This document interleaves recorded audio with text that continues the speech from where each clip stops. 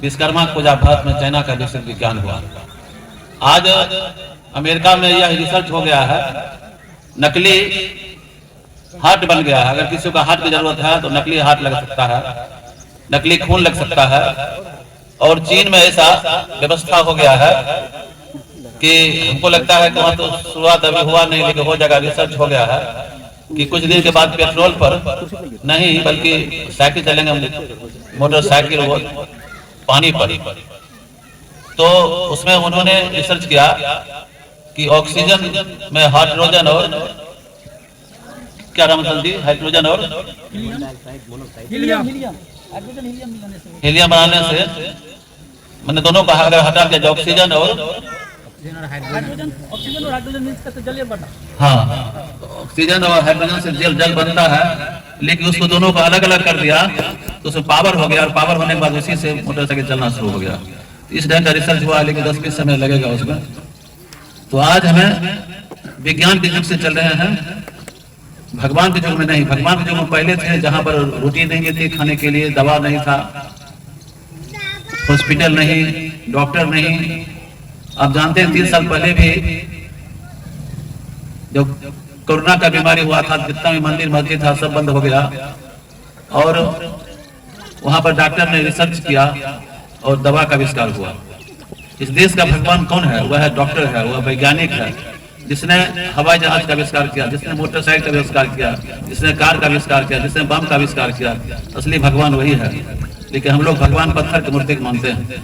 प्राण प्रतिष्ठा जब देखते हैं, आज भी अखबार में दिया हुआ था कि पत्थर की मूर्ति में प्राण दिया जाता है। मैं कहना चाहता हूँ कि प्राण देने वाला जो पुरोहित जाति का होता है, हम उनसे अनुरोध करते हैं कि चीन के बॉर्डर पर 10-20 को पंडित जी को बहाली कर दिया जाए। जितना हॉस्पिटल है, हॉस्पिटल में भी पंडित को बहाली कर दिया जाए तो निश्चित रूप से उस जो मर गया है उसको प्राण दे देगा। और मैं यह भी कहता हूं कि जिस पंडित ने आपको प्राण पर प्राण देता है तो उसके बाप अगर मर गया है तो आधा घंटा के लिए अपने बाप को प्राण दे दे तो मैं उसको 1 करोड़ का इनाम दूंगा।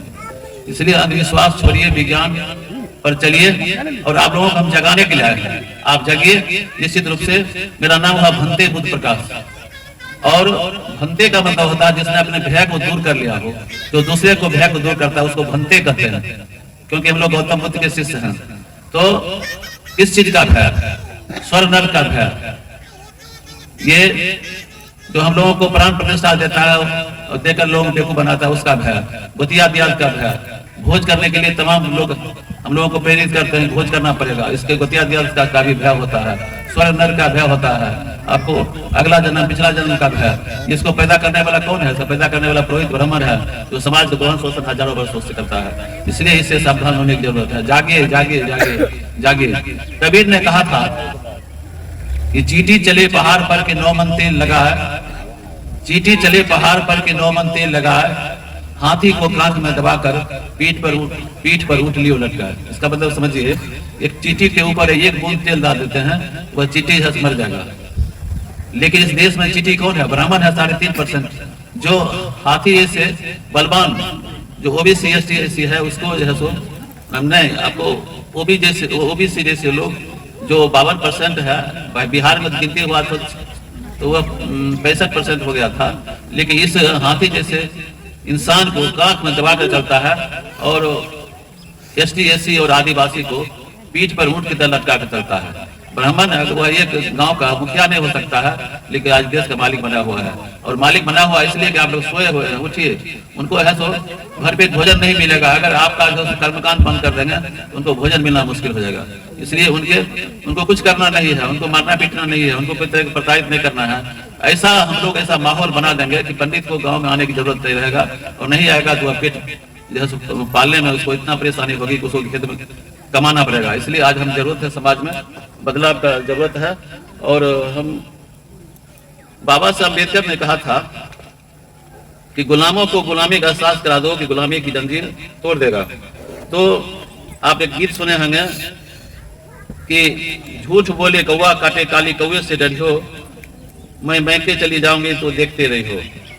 तो भंते बुद्ध प्रकाश गाना है कि पढ़े लिखे और गोबर पूजे उसको शिक्षित ना कहियो, वह पाखंडी हो जाएगा तो देखते रही हो। वह पाखंडी हो जाएगा, पत्थर पर दूध चराएगा, पत्थर में घी लगाएगा, पत्थर को भजन सुनाएगा, भूगोल पढ़े और स्वर्ग को खोजे, उसको ग्रेजुएट ना कहियो, वह पाखंडी हो जाएगा तो देखते रहियो, वह पाखंडी हो जाएगा तो देखते रहियो। देखिए कुंडली हम लोग बनाते हैं, कुंडली को बताने वाला ब्राह्मण है, कुंडली को समझाने वाला ब्राह्मण है, कुंडली में दोष निकालने वाला ब्राह्मण है, फिर उन दोषों को बताने वाला ब्राह्मण है। फिर ब्राह्मण की बेटियां विधवा क्यों हो जाती है, उसका तलाक क्यों हो जाता है, यह सारा खेल ब्राह्मणों का धंधा है। यह धंधा ब्राह्मणों के ज्ञान पर नहीं बल्कि ओबीसी एसटी एससी के अज्ञान पर टिका हुआ है। यदि औरतें तांत्रिकों और ढोंगी बाबाओं के पास जाना छोड़ दे तो ये ढोंगी बाबा होटलों में बर्तन मांगते मिलेंगे। अगर चाहते हैं कि तुम्हारे घर में शांति बनी रहे तो अपने घर में तांत्रिक और ज्योतिषियों को कभी मत घुसने दो। कथा सुनाने वाला करोड़पति और कथा सुनने वाला भिखमंगा होता है, गरीब होता है। यह एक पाखंड है। जिस घर की महिलाएं अंधविश्वास पाखंड में विश्वास करती है वह घर में शिक्षा का कोई महत्व नहीं है। मंदिर का पुजारी बोलता है कि भगवान पर भरोसा करो, लेकिन पुजारी खुद नहीं करता है, दान पात्र में ताला जरूर लगाता है। ब्राह्मणों ने लिखा है और बताया है कि चांद शिव के माथे पर है, पर वैज्ञानिक चांद पर जाकर के लौट आए हैं, लेकिन उनको कोई शिव जी नहीं मिला है। चांद दिखता है इसलिए कि वैज्ञानिक चांद पर गए। अगर स्वर्ग नर्क दिखता तो वैज्ञानिक चांद वहां पर भी जुड़ जाते। यह पाखंडियों का बनाया हुआ कुछ चक्र है, अपना धंधा चलाने के लिए है। इस देश में गजब के अंधविश्वासी भरे पड़े हैं। बीमार पड़ने पर अस्पताल जाते हैं, ठीक होने पर मंदिर जाते हैं। यदि मंदिर में जाने से समस्या हल हो जाती है तो जोगी मंदिर से निकल करके विधानसभा में क्यों गया।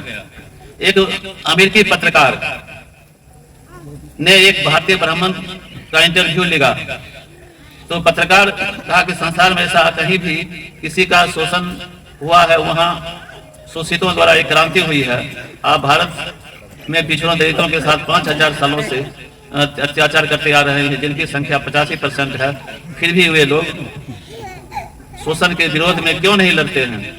तो ब्राह्मण ने कहा कि वे लोग बच्चा पैदा कर सकते हैं लेकिन अपने बच्चों का नाम नहीं रख सकते हैं। वे लोग मकान बना सकते हैं लेकिन हमारे बिना घर में प्रवेश नहीं कर सकते। वे शादी कर सकते हैं लेकिन हमारे बिना तारीख नहीं रख सकते हैं। ये लोग कोई भी व्यवसाय कर सकते हैं लेकिन हमारे बिना मुहूर्त नहीं निकाल सकते।